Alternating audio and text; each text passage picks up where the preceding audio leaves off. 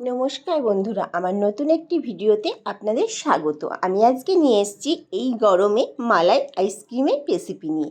ভিডিওটি আপনারা দেখতে থাকুন, আশা করি ভালো লাগবে। আমি এখানে একটা বাটির মধ্যে 1 প্যাকেট মতো দুধ ঢেলে নিয়েছি। এরপর আমি দুধটা গ্যাসের পরে বসিয়ে দিলাম।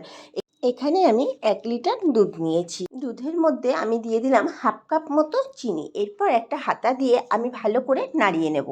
আর দিয়ে দিলাম 1/2 কাপ মতো গুঁড়ো দুধ দিয়ে ভালো করে আমি গুলিয়ে নেব।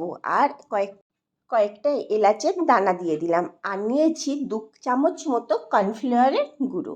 এরপর আমি 4টে কফি কাপ নিয়েছি। কফি কাপের মধ্যে আমি দুধটা ঢেলে নিচ্ছি। আর উপর থেকে দিয়ে দিচ্ছি আমন্ড এবং কাজু বাদাম গ্রেট করে রেখেছিলাম তার গুঁড়ো।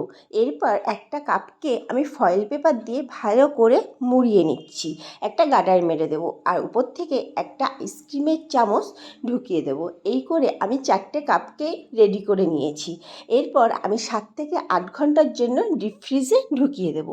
7 থেকে 8 ঘন্টা পর বের করে আমি একটা কাপকে খুলে দেখাচ্ছি। প্রথমে আমি আস্তে আস্তে ফয়েল পেপারটাকে খুলে নেব। এরপর একটা কাঁচি দিয়ে কাপটাকে একটুখানি কেটে নেব। পর আস্তে আস্তে কফি কাপটাকে ছিঁড়ে আস্তে আস্তে করে আমি আইসক্রিমটাকে বের করে নিচ্ছি।